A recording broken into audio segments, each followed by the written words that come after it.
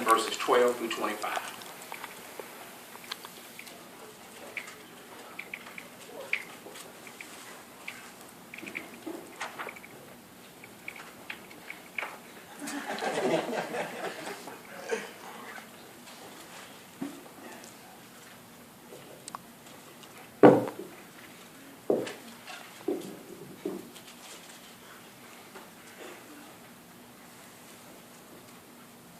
Now Midian and Amalek and all the Easterners covered the valley plain like a swarm of locusts, and their camels were without number, as many as the grains of sand on the seashore.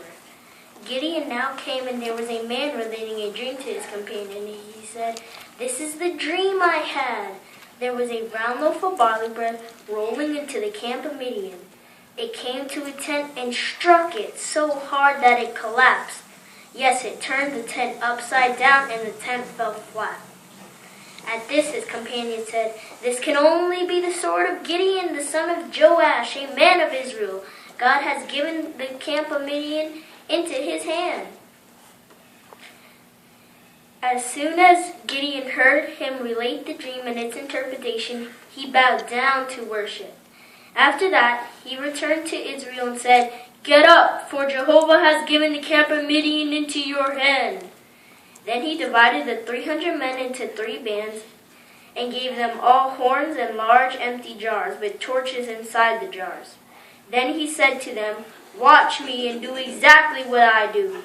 When I come to the edge of the camp, you should do just as I do. When I blow the horn, I and all who are with me, you also must blow the horn all around the camp and shout, 'For Jehovah and for Gideon.'" Gideon and the 100 men who were with him, Gideon and the 100 men who were with him came to the edge of the camp at the start of the middle night watch, just after the sentries were posted. They blew the horns and smashed the large water jars that were in their hands. So the 3 bands blew the horns and shattered the large jars. They held the torches in their left hands and blew the horns in their right hands. And they called out, "The sword of Jehovah and of Gideon." All the while, each man stood in his place all around the camp, and the whole army ran away, shouting as they fled. The 300 continued to blow the horns, and Jehovah turned the sword of each one against the other throughout the camp. And the army fled as far as Bethshittah, to Zerah, as far as the outskirts of Abel Meholah by Tabith. And the men of Israel were called together from Naphtali, Asher, and all of Manasseh, and they chased after Midian. Gideon sent messengers into all the mountainous region of Ephraim, saying, "Go down to attack Midian and capture the access of the waters as far as Bethbara and the Jordan." So all the men of Ephraim were gathered together, and they captured the waters as far as Bethbara and the Jordan.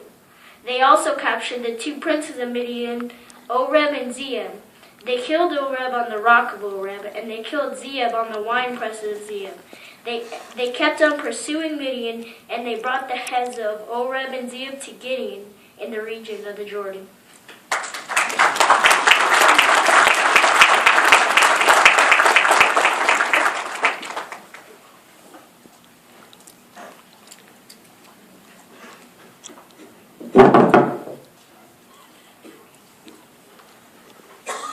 Christian, how you feel now?